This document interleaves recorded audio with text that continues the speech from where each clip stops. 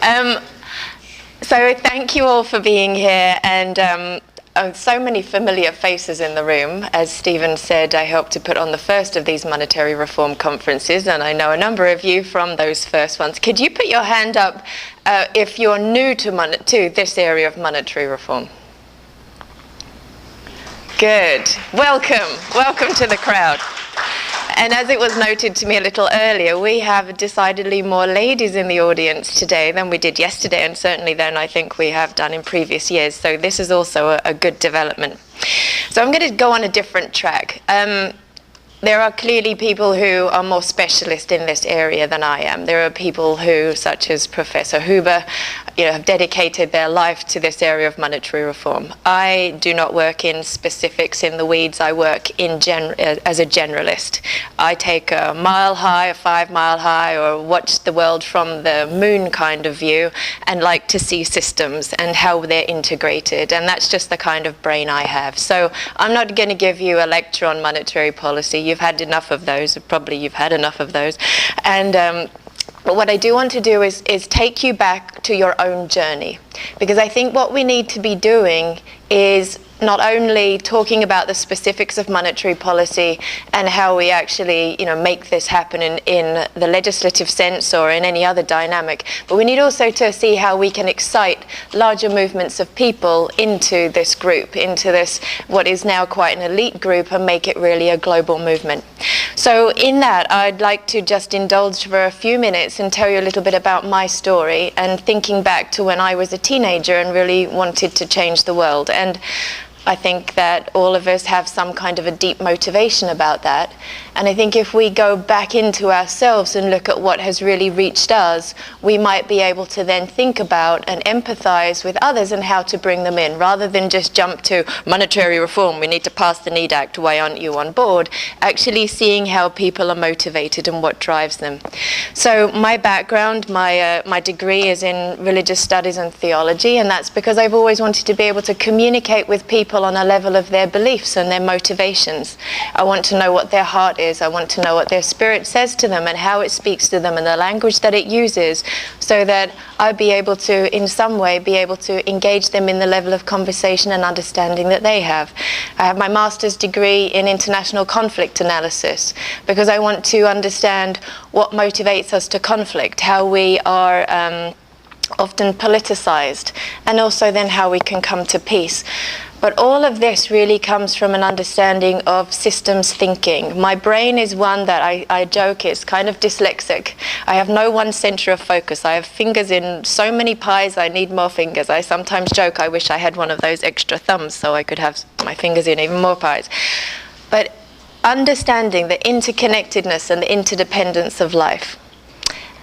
And with that perception, knowing that the monetary system is key to that.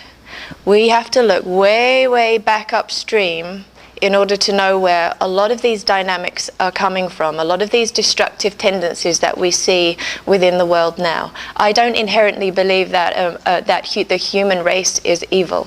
I think that the systems that we have designed are flawed, and we are now living through a time where that is really being expressed in a very powerful way. We're seeing more and more of the environment being destroyed. We're seeing our social systems being destroyed. We're seeing our economy falling over and reinventing itself to protect itself, but not transform.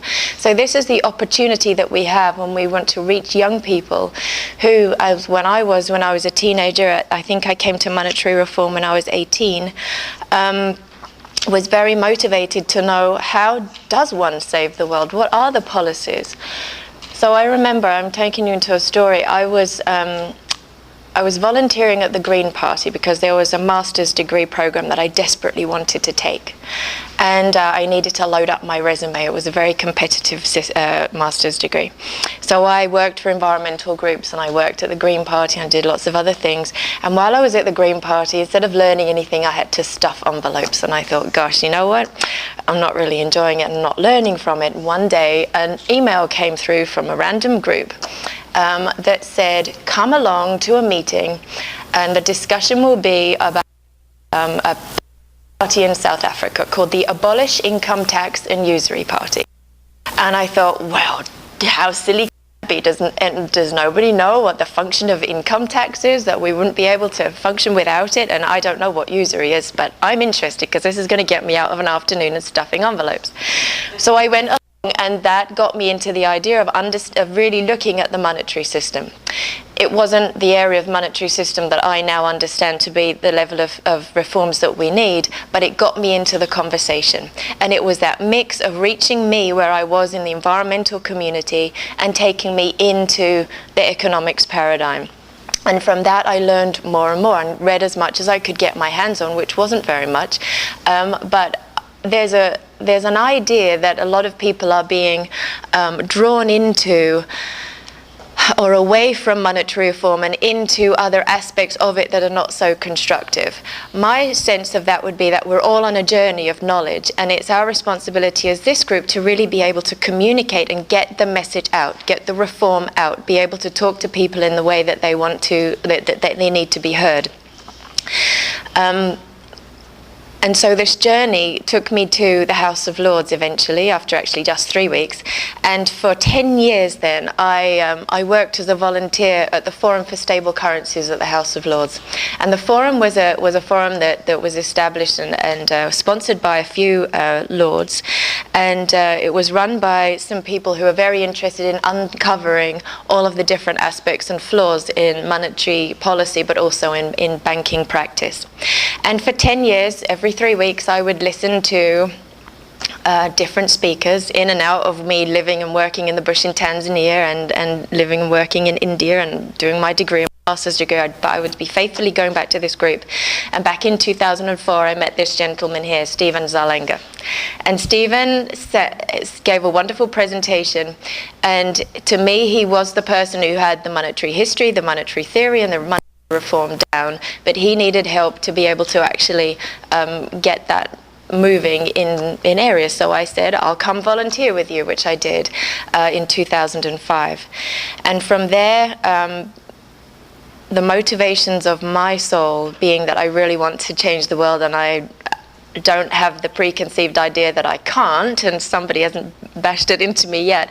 I thought, well, I don't know anything about America, I don't know anything about politics, I don't really know anything about monetary reform, quite frankly, but I do know inherently that this needs to be out there and that we need to be really giving voice to it. So I will do everything I can. And so I have, and because of that, I have really helped to get this introduced in Congress with the help of Stephen and with Jim and a number of other people who have been absolutely essential to this cause. But I ask you to reflect inside of what it is that truly motivates you to be here. What it is that motivates you even to be on this planet. What is the mission of your soul? Why are you here? And what can you bring on your deepest level to this room and to this movement? And as you reflect on that, I'd like to ask you to think about messaging, how we reach other people, how we reach people like you, how we reach people like your brothers and your sisters and your mothers and your children and all the people in your community. What is the enrollment that's going to work for the people that you know or the constituency that you are closest to? What do you bring? How can you communicate? And also, what do you need? What do you need from the people at AMI? What do you need from the professionals who are in the room? Because more than just this, half an hour that I've got here, I'd really like to work with you to see how we can now start to scale this. In the 10 years that I've been working with Stephen, we have now the legislation. Yes, things can be tweaked, we can add things, we can take things out, but essentially we've got what we needed. That was a big mission to accomplish. Now we're at the point where we see in this election, everybody's looking for some kind of change and nobody's seeing it in the candidates that we now have for president, which means that we have a wonderful window of opportunity because people will continue to be very disgruntled and they will continue to want and they will continue, I hope, to strive for some change. And so we have this opportunity, a window, to really start connecting into some major conversations that are very political but also world-changing. So in that, I would like to ask you, in thinking about the mission of your own soul here, what actually brought you to monetary reform? And I'm asking you because I want to engage now in a conversation. And I'd like for your answers to be, somewhat brief, because I would like to actually hear from a number of people. But I really want to get some of the information from the room. So what was it that brought you to monetary reform? Was it concerns, motivations, issues? Does anybody have anything to say? Could somebody take the mic? Would you like to come up and pass the mic round? I think it will work. Thank you. Yes, well, you asked to go deep in time, deep in myself, so it's really personal. That is, as a child, I thought that there was too much ugliness in the world. So I was looking for beauty. And you can see when things were built in history about 100 years ago, they often are made beautiful. And in the last century, that is disappearing, and things are ugly in a way. It's exploited.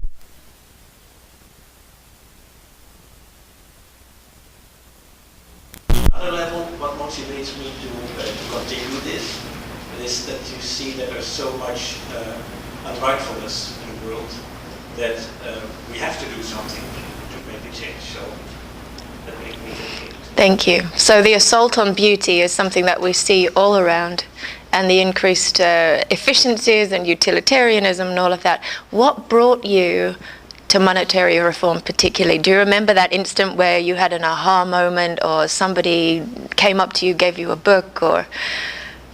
Understanding money made me understand the whole complexity of why things are ugly, why things do not work the way it could work. So, do you remember that moment when you first engaged with the notion of money as being something to explore?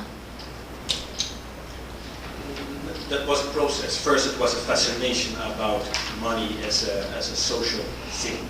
Then I engaged myself with complementary currencies, but that was just playing with it. And then at a certain moment, the political dimension came into it for me. And I thought, well, we should not think about complementary currencies. We should think about the currency, right, and make that a useful one for society. So this was a journey then. So you go from a love of beauty and history, and a respect for that, to wanting to knowing that the economy is somehow a factor, and then somehow you got into complementary currencies because that was your first doorway, and from that doorway you move into overall reform. Great. So that's an interesting journey to understand, where the potential is for reaching people. Yes, please. Thank you.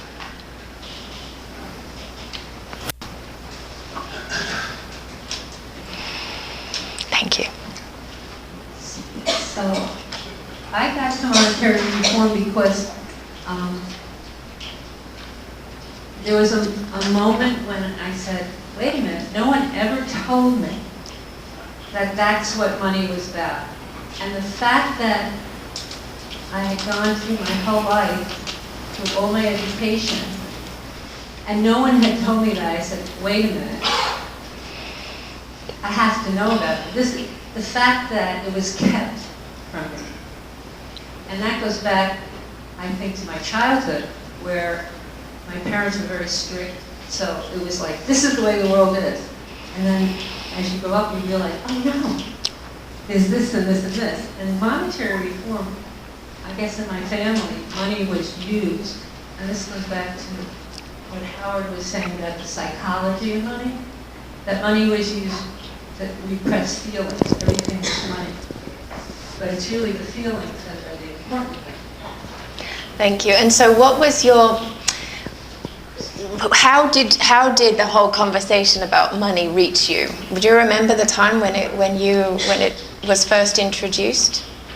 Was it a book or a person? You mean this what money is? Yeah, the whole question of monetary reform and how you got into this space to actually explore it. Oh, well, yeah, it was 11 p.m.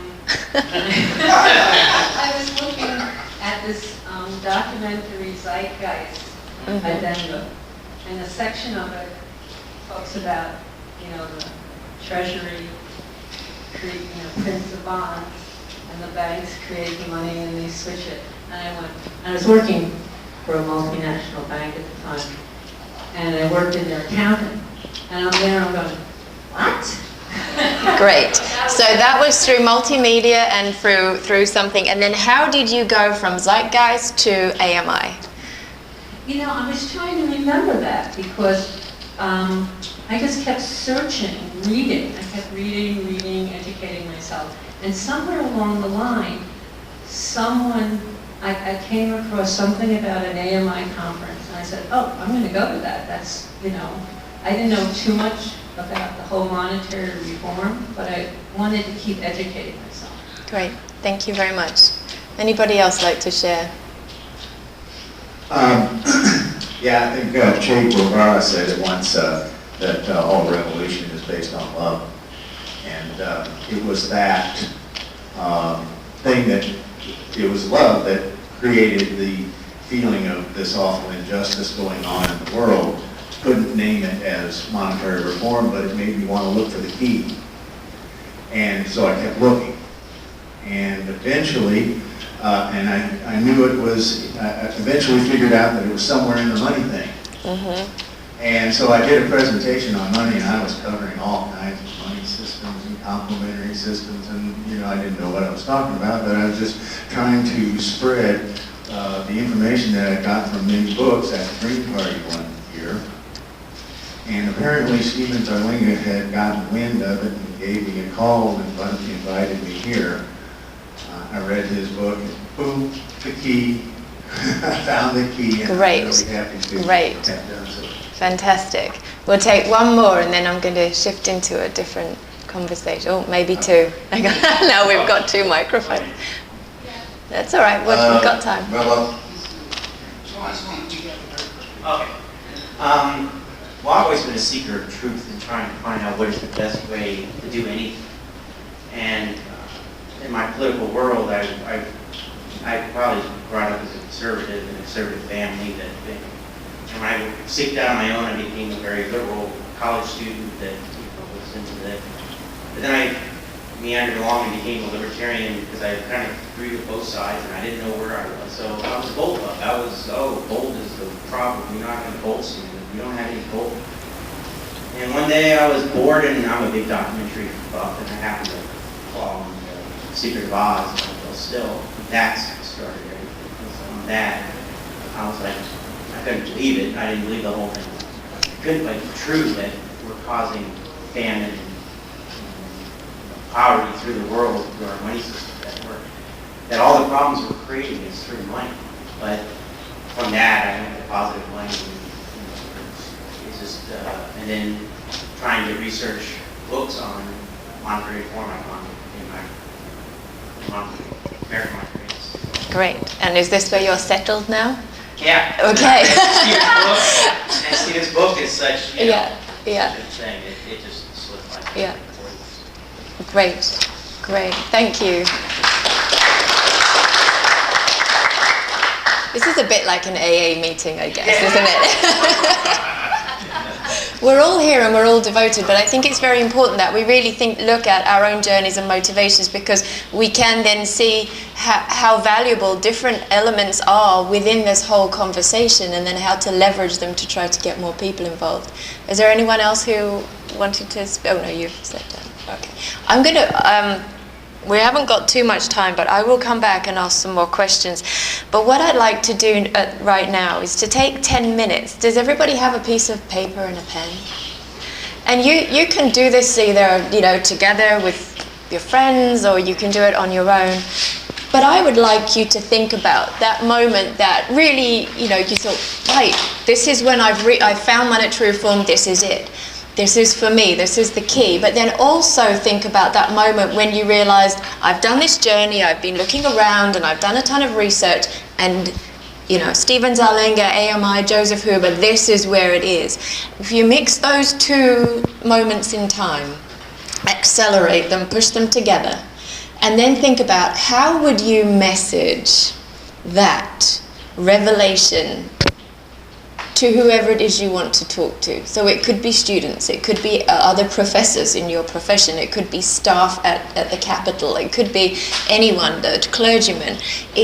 How would you message that? And I don't want to be trite in saying an elevator speech, but I really think that we need to now really start thinking about how we communicate this to our people, whoever our people are.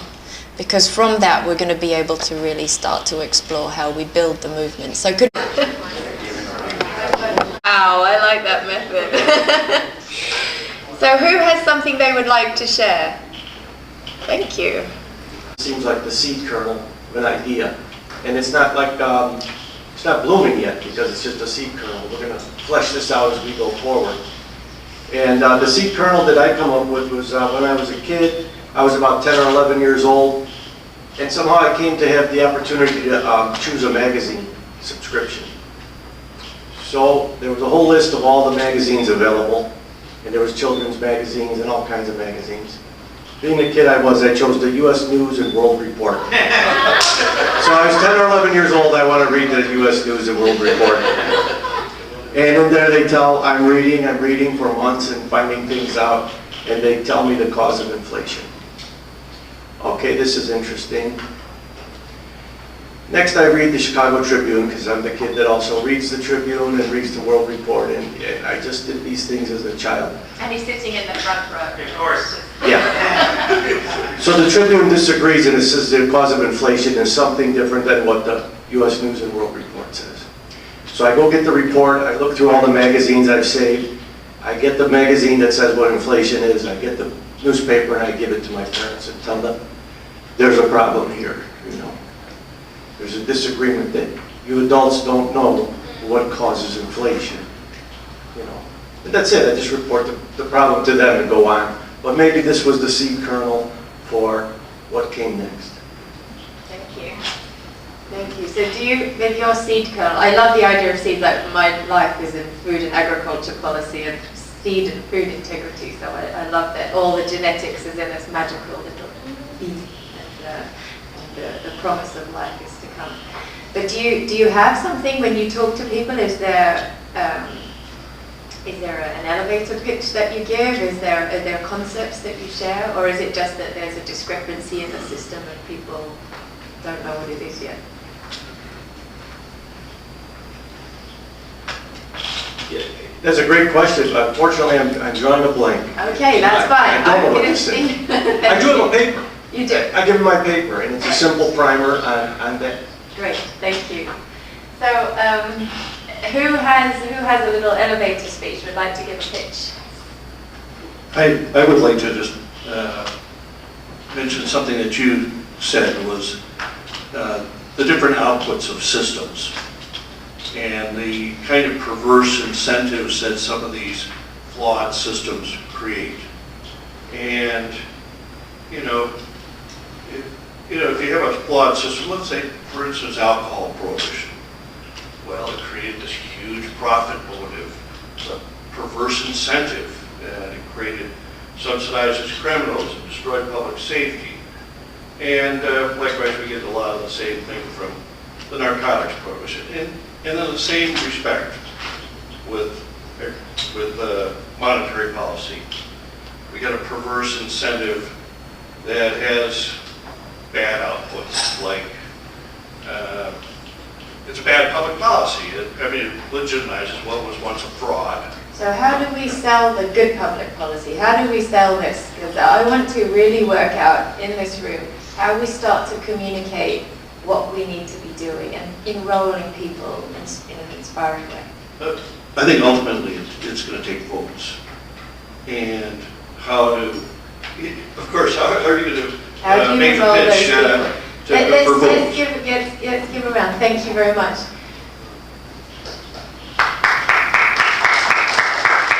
This is not my elevator speech. Joe Bongiordano mentioned this yesterday, and it's a way to get people involved, and I just thought it's the greatest thing because I've come up with all sorts of articles, things I've written and everything, and nobody was interested in it. And just to say, hey, did you hear they privatized our money? now somebody's going to come back and say, no, I didn't hear about that, or yeah, I knew about it all along, or whatever, but you right away that there is a dialogue, and I can't think of anything any better to start a conversation with than that, and that's what it is. That's how I do it, Then it's a too. conversation. Yeah. Thank you. I'll- Great.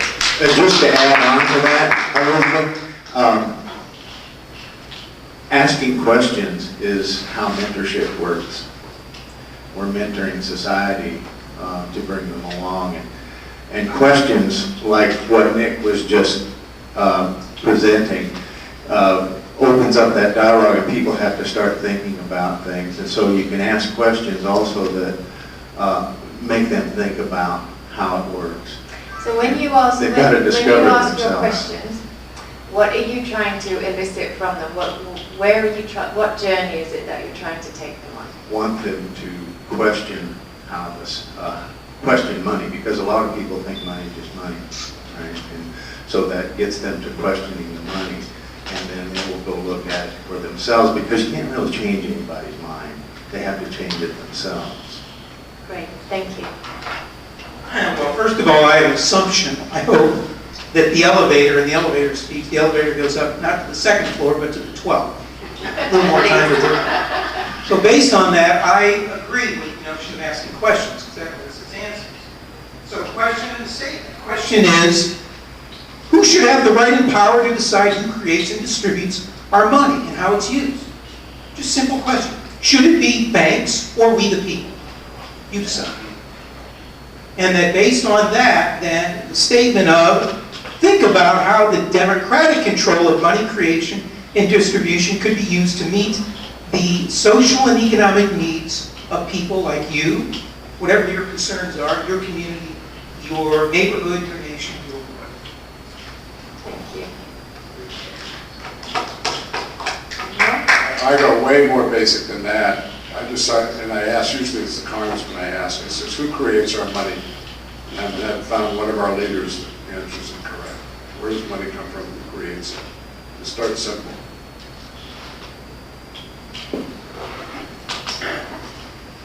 Did you say, Mark, that not one of them gets the answer correct? So far.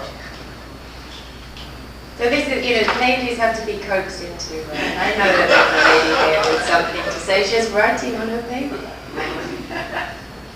Well, I was thinking about what he was saying, so now I have to transition. Closer.